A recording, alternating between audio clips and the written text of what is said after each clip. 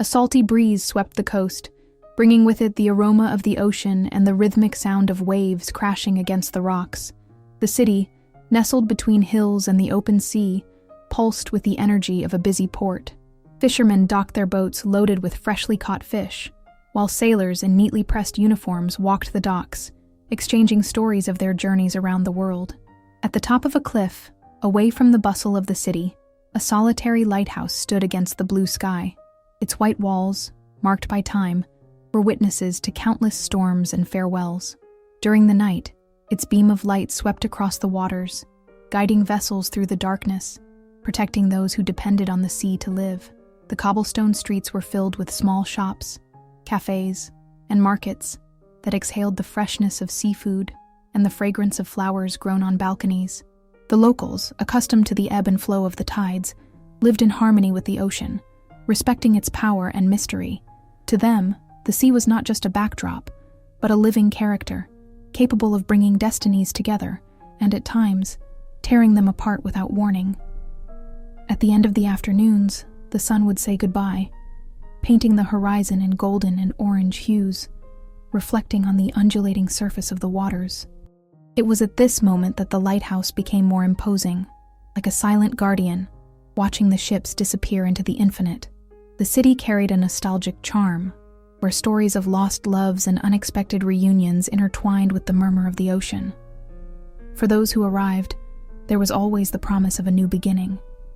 For those who left, there remained the memory of a place where destiny seemed to have its own way of acting. Rachel had grown up by the ocean, surrounded by the smell of salt and the incessant sound of the waves. Since she was little, she spent hours watching the dance of the tides, enchanted by the mysteries hidden beneath the surface.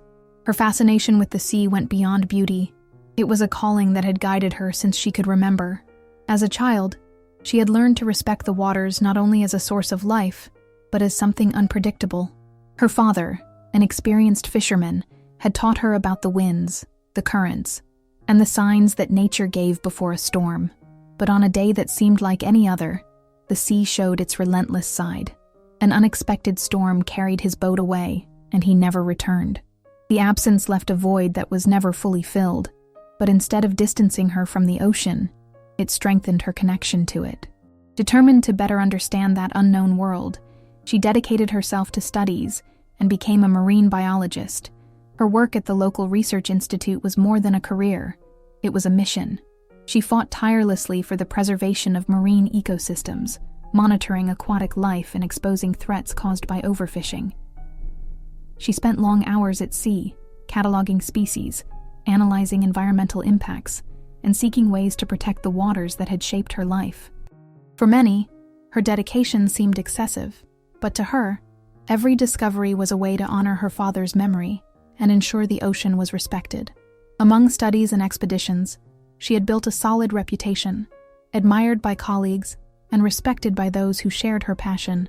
But despite her love for the sea, a part of her always carried the weight of uncertainty. The ocean had given her much, but it had also taken, and deep down, there was still the fear of reliving that loss. Brandon had spent most of his life at sea. From a young age, he found in the Navy not just a career, but a purpose. He grew up learning to respect the ocean, facing it as a constant challenge.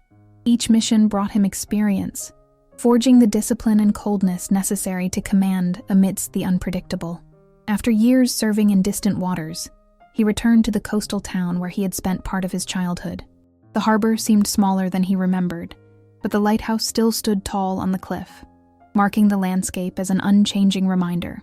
Walking those streets rekindled memories long buried, some good, others not so much.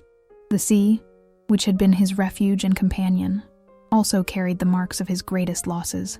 Brandon knew the weight the ocean could impose on those who clung too tightly. Years ago, he had lost someone he loved. She had been a colleague, someone who shared the same passion for the sea and the same courage to face its challenges. But not all courage was enough against the merciless force of the waters. Since then, he had learned to keep his distance, not only from people but from the feelings that could bind him to a place. Now, back in the city, he carried with him a spirit shaped by storms and battles. To many, he was a man of imposing presence, a respected leader. To himself, he was someone who carried invisible scars, always reminded that the sea, though fascinating, did not forgive distractions. What had once seemed like freedom now had a different weight. And for the first time, he questioned whether he would always be destined to leave. Rachel had tirelessly dedicated herself to marine preservation, and in recent weeks, her concern about illegal fishing activities had grown.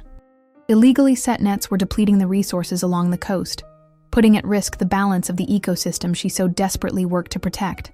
Her reports and requests for increased enforcement had not been effective enough, and the threat became more evident with each passing day.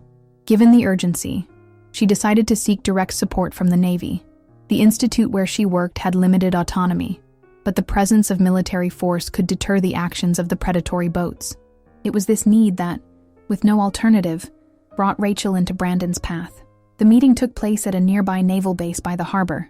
He, newly arrived in the city, was assuming administrative responsibilities while adjusting to his return. When he received Rachel's request, he assessed the situation with skepticism. Over the course of his career, he had dealt with numerous calls from concerned civilians, but few understood the complexities of maritime operations. However, something in her determination made him reconsider. Rachel wasn't just a persistent scientist. Her arguments were well-founded, her stance firm. It wasn't a simple emotional plea, but a request based on data and real consequences.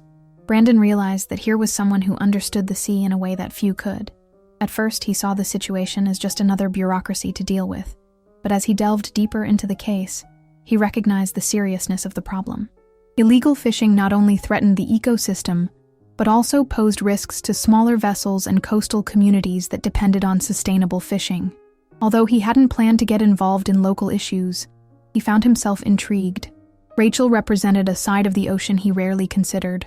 While he viewed the sea as a battleground and a space for strategy, she saw it as a living organism that needed care. Without realizing it, that first encounter marked the beginning of an unexpected connection. Brandon watched Rachel with a mix of curiosity and skepticism. Since their first meeting, it was clear that she took her cause seriously, but to him, the way she spoke about the threat from illegal fishing companies seemed a bit exaggerated. He had been through much larger conflicts and faced extreme situations at sea. To someone used to military operations, the idea that a group of clandestine fishermen could pose a significant threat seemed disproportionate. Rachel, on the other hand, saw the impact directly. To her, it wasn't just an environmental issue, but a problem that affected the entire marine food chain. Seeing that Brandon kept his distance, she felt frustration rising. She had dealt with this kind of resistance before, from people who believed her fight was just an overblown concern from scientists obsessed with nature. The situation changed when a report led the Navy to patrol closer to the affected area. An illegal fishing boat had been spotted operating at night, taking large quantities of fish and destroying habitats in the process. Brandon joined the operation, still not fully understanding the gravity of the problem. But when they arrived at the site, the scene before his eyes changed his perception. Huge nets dragged along the seabed, carrying with them not just the targeted fish, but also turtles, small rays, and other species that shouldn't have been there. The hull of the illegal boat was loaded with dead animals, discarded like waste. The sea, which he had always seen as a territory for strategies and battles, now showed a side that he rarely noticed: the silent destruction caused by human greed. The illegal vessel tried to flee when it realized the Navy was approaching, but in its desperation, one of the nets became caught, dangerously tilting the boat. Brandon saw the danger unfold in seconds. The sea, relentless as always, punished those who challenged it unprepared. Waves rose, violently rocking the small boat. The risk of sinking increased with every passing moment. As he coordinated the approach, he noticed Rachel watching from a distance on the research boat. The worry in her eyes was different from what he was used to seeing. It wasn't fear for herself or for the operation, but for the ocean and all its living creatures. For the first time, he understood that her fight went beyond theories and speeches. The rescue was tense, but successful. The illegal boat was seized, and the crew was detained. When it was all over, Brandon stood in silence for a few moments, watching the choppy sea. That scene would be etched in his mind. For the first time, he began to see that Rachel wasn't just an overzealous idealist. She saw a side of the ocean he had never allowed himself to notice. In the days following the patrol, Brandon realized that his view of Rachel and her work had changed. He had always believed he knew the sea better than anyone, but she made him see aspects he had never considered. While he saw the ocean as a territory to dominate and explore, Rachel saw it as a living organism, a home that needed protection. The closeness between the two developed subtly, almost imperceptibly. Small moments became more frequent, like when they would meet at the harbor and exchange a few words before heading off to their respective routines.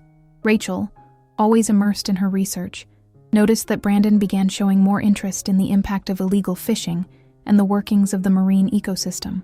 He, in turn, found himself increasingly intrigued by the woman who spoke of the sea with such passion. On a calm afternoon, the Research Institute organized an expedition to monitor marine life. Brandon, invited by one of the researchers, decided to join. It wasn't common for him to allow himself this kind of experience outside the military environment, but something led him to accept. On the research boat, he observed Rachel at work, taking notes and diving to collect data. Unlike the confrontations and storms he had faced in his life, here was a more peaceful way to connect with the ocean. As they sailed into deeper waters, a group of dolphins appeared, swimming around the vessel. Rachel paused for a moment to watch, a gentle smile spreading across her face. Brandon noticed this detail, and without understanding why, felt an unexpected warmth in his chest. Rachel didn't just study the ocean, she lived it. Later, as they were heading back to the harbor, the conversation shifted to stories from the past. Brandon mentioned some of his travels, distant places where he had served, and challenges he had faced. Rachel listened attentively, absorbing every detail, but at the same time, she noticed that some parts of his story were told with a silent weight. There were scars he didn't mention, wounds that weren't physical, but still felt like open sores. Rachel, on the other hand, shared small memories from her childhood by the coast. She spoke about mornings when she accompanied her father on the beach, about the times he taught her to recognize the signs of the sea. Even after all this time, those memories remained vivid. Brandon noticed the nostalgia in her voice, and for the first time, he considered that the ocean didn't just take people away. It also held stories, keeping them alive in the movement of the waves.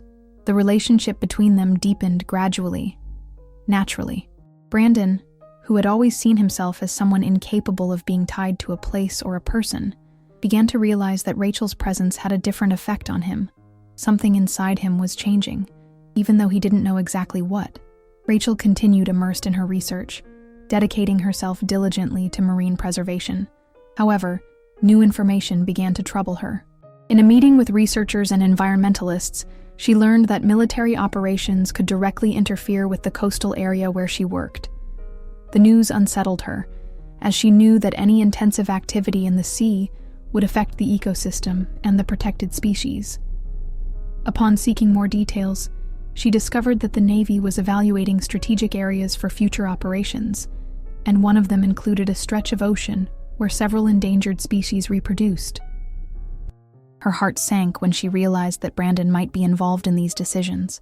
Until then, he had shown interest in her work and had started to understand the importance of marine preservation, but now she found herself facing the possibility that he played an active role in something that went against everything she stood for. Brandon, on the other hand, was also facing an internal dilemma. Throughout his career, he had devoted himself entirely to life at sea, prioritizing missions and responsibilities over any personal bonds.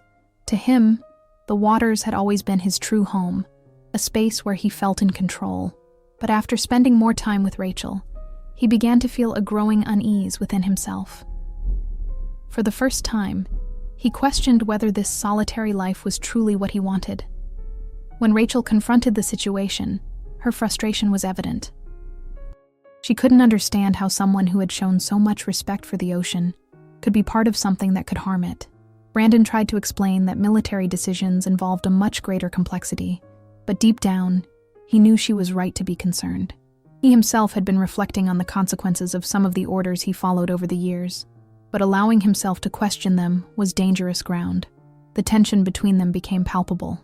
Rachel withdrew, feeling betrayed by someone she had begun to trust. Brandon, in turn, struggled against his own thoughts. He had always believed he belonged to the ocean, But now he was starting to wonder if there could be something beyond that. He feared allowing himself to love someone because he knew that his life required constant departures, uncertainties, and sacrifices. In the days that followed, Rachel threw herself into her work, trying to ignore the tightness in her chest. Brandon stuck to his routine at the naval base, but her absence affected him more than he had expected. What had once seemed like a natural bond was now becoming a stalemate. Two different worlds, two distinct ways of seeing the ocean, colliding at a point where deep feelings had already been formed. Brandon spent more and more time immersed in his own memories, carrying a weight he had never allowed anyone to see fully. The sea, which had always been his refuge, also held deep scars. Years ago, during a mission, he lost the woman he loved. She was part of the naval team, as passionate about the ocean as he was. They both believed the sea was their true home, but an unrelenting storm took her from him forever. The accident happened on a turbulent night when their vessel was struck by violent waves. Amid desperate attempts to maintain control and ensure the safety of the crew, Brandon saw his partner swept away by the raging waters. Despite all efforts, she was never found. Her absence became a ghost that haunted him since, turning the ocean into a constant reminder of his loss. Since that day, he closed himself off from any possibility of loving again. The idea of allowing himself to feel and then lose someone again was a risk he refused to take. Over time, his life became a succession of missions and responsibilities, distancing himself from any bond that could make him relive that pain. Rachel, in turn, carried a similar fear, but in a different way. As a child, she lost her father to the sea. He was an experienced fisherman who knew those waters like few others, but a sudden storm took him, and he never returned home. The emptiness of that loss shaped her relationship with the ocean, making it both her greatest passion and her greatest fear. Her work in marine preservation was, in part, a way to honor her father's memory by protecting what he loved so much. As Brandon hesitated to get more involved, Rachel began to notice a pattern. He was not only holding back because of his career or loyalty to the sea, but because he carried unresolved pain. Something was preventing him from allowing himself to experience something new, and that blockage resonated with her own fears. The closeness between them became delicate ground. They both felt something strong for each other, but the past kept them chained in invisible bonds. Brandon feared reliving the pain of loss, and Rachel feared loving someone who could inevitably be taken by the ocean, just like her father. The waters that connected them were also the ones that threatened to separate them. The tension between Rachel and Brandon reached a critical point. Every time they met, it felt like the ghosts of the past were surrounding them, creating an invisible wall between them. Brandon, who had seemed interested and even touched by Rachel's cause, now appeared distant, his eyes focused on something beyond her. The weight of his own pain, the scars the sea had left on his soul, began to reveal itself more clearly. Each day, he pulled further away, as if afraid to surrender to the feelings growing between them. Rachel felt that distance, and at the same time, the pain of realizing that Brandon's fear was taking over. What had once seemed like a genuine connection was now threatened by both of their insecurities. The ocean, which should have been a symbol of unity, was becoming a barrier. She, who had always believed in the power of nature, now saw the sea as a specter of loss and uncertainty, and the idea of surrendering to Brandon's love made her question if it was worth the risk of getting attached to someone who could disappear at any moment. She tried with all her strength to deal with this fear, but she couldn't stop thinking about what she had lost with her father. The image of him being taken by the waters, without even a goodbye, infiltrated her thoughts every time she allowed herself to think about the future. She knew what it meant to love someone exposed to the sea, and her heart, already marked by childhood pain, was not ready to relive that hurt. Brandon, on the other hand, was also torn. The intensity of his feelings for Rachel was undeniable, but he knew that if he gave in to love, the loss could be even more devastating. He had seen with his own eyes what the ocean could do, and the thought of losing Rachel, just as he had lost his former girlfriend, paralyzed him. Still, he couldn't push away the desire to be with her, to build something more than just a friendship based around their shared cause. This internal battle became unbearable. Every encounter felt like a double-edged sword, a repressed desire and a growing fear, until the deadlock seemed irreparable. The sea, which had united their destinies, now represented the inevitable separation. Neither of them knew how to handle it, The nature they both loved was becoming the greatest enemy of a possible love, and deep down, both of them knew that the tension building between them needed to be resolved before it was too late. The situation seemed on the brink of exploding, but what no one could predict was that the climax of their story would not come from the distance between them, but from an unexpected event that would force them to confront their fears once and for all. The sky had darkened alarmingly. Thick, heavy clouds piled up on the horizon, and the wind began to blow harder. Rachel, who had been watching the sea closely, soon realized what was coming. The smell of the storm was unmistakable, and she knew the sea was about to show its power. Despite the growing tension, she kept her eyes fixed on a small boat, apparently off course, moving erratically. It was clear the vessel was in danger. She immediately sprang into action. Her instincts as a marine biologist and her connection to the ocean alerted her to the imminent danger. Without hesitation, she ran to the Navy Command Center, where Brandon was trying to organize the response to the storm. As soon as he saw her enter, he immediately understood the urgency in her eyes. "A boat is out of control. I need to help them," she said, her voice full of determination. Brandon, who had always remained calm in the face of adversity, saw the tension in her face increase. He knew what this meant.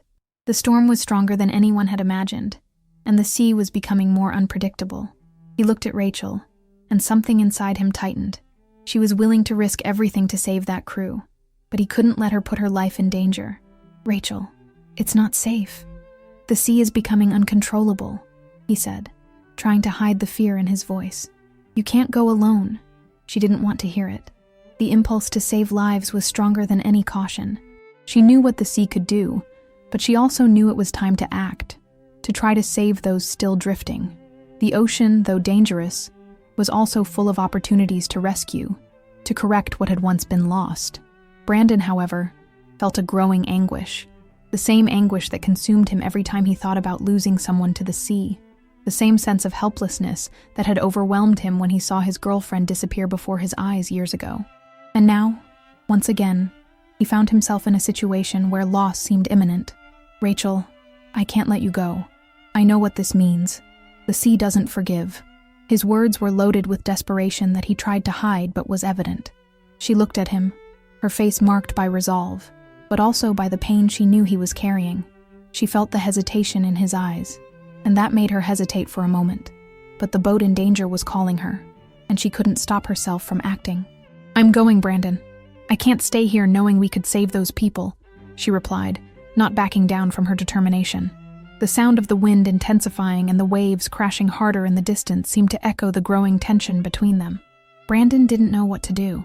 The fear of losing Rachel, of seeing something happen to her, consumed him. The idea of seeing her submerged in the ocean, just as he had feared with his former girlfriend, made him feel a lump in his throat. But at that moment, he knew he had to make a decision. The storm showed no signs of relenting, and time was running out. The wind cut through the air with intensity, and the increasingly high waves crashed against the hull of the rescue boat. The sound of the storm made everything harder, but Rachel and Brandon, now united by a single objective, worked side by side with a synchronization that was both instinctive and necessary. They were both aware of the risks, but the urgency of the situation propelled them forward, without hesitation. Rachel, with her experience in dealing with the sea and her unwavering courage, coordinated the actions while Brandon, with his background in the Navy, supervised every movement, ensuring that nothing was done without the utmost possible safety. Both were aware of the dangers, but there was a growing connection between them, a partnership that seemed to defy everything they could have imagined before the storm. The tension of the moment, the fear of losing someone, turned into a greater force, a force that brought them even closer. The first attempt to rescue the crew from the boat was being made quickly, but the waves didn't relent. Brandon, realizing that time was running out, didn't think twice, and threw himself into the rough sea with Rachel's help. The cold water and the strong wind were relentless, but nothing made them give up. They knew that the lives of those on the boat depended on their courage and teamwork. With every passing moment, the two felt their fears diminishing as their actions became more decisive, more confident. Brandon, who had long feared love and loss, began to realize what really mattered. What he feared wasn't the sea, but the pain of seeing Rachel drift away, of losing the chance to truly live with her, by her side. He looked at her during the operation, and for the first time, Amidst the chaos of the storm, he felt an immense clarity. They weren't just there to save lives, but to face their own fears together. Rachel, in turn, found in Brandon the strength she didn't know she needed. His courage, the look of someone who had lost so much, the way he fought against his own demons while giving himself to the mission, made her feel a deeper connection. It was as if, at that moment, the ocean, which had once taken her father, was now giving something back. She felt that she was no longer alone in this unpredictable sea. Brandon was by her side, not just in the rescue, but in life's challenge. The wind roared, and the waves hit with force, but the team managed to reach the endangered boat. The crew was in panic, but the presence of Rachel and Brandon calmed them a little. Together, they managed to ensure everyone's safety, getting them off the boat and onto the rescue vessel. Their efforts to save lives, amidst the chaos, created an even stronger bond, something that solidified as an indisputable truth. They were ready to face the greatest challenges of the sea and life, together. When they finally got everyone to a safe place, the storm seemed to start to relent. The wind was no longer as strong, and the waves, though still fierce, seemed a little calmer. But it was in this moment of stillness that Brandon and Rachel, exhausted and wet, looked into each other's eyes and realized what had changed between them.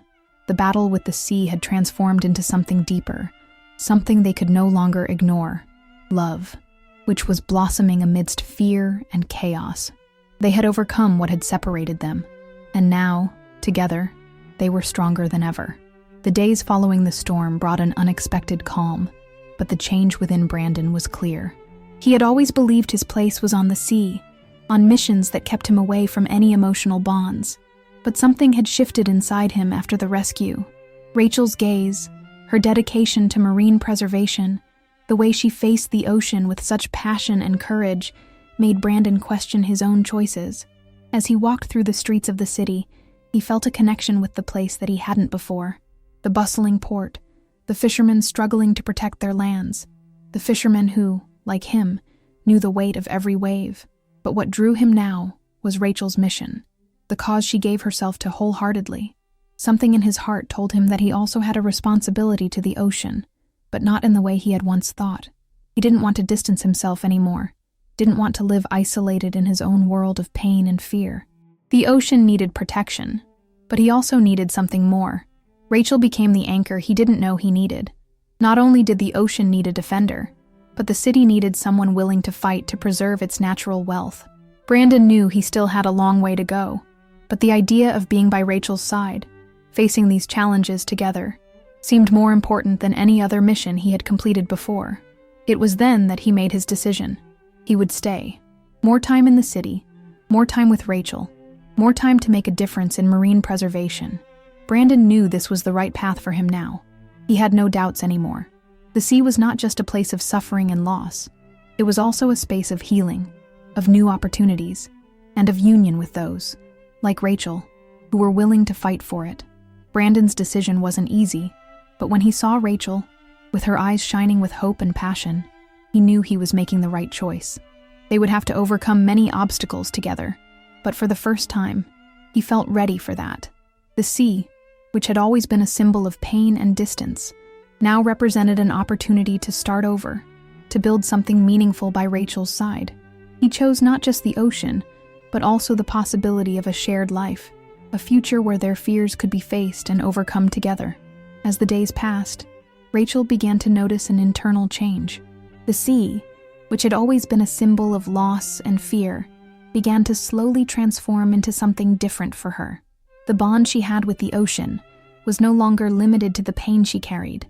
She saw that the love she felt for it didn't have to be dark and filled with sadness, as it had been when she lost her father. There was a pure beauty in the waves, in the vastness of the ocean, and even in the storms that, though frightening, were also part of the natural cycle. The sea was not just a place of danger, but of renewal and healing. And it was with Brandon that she finally realized she could coexist with it, without drowning in the painful memories. He, with his unwavering support, became a solid and comforting presence.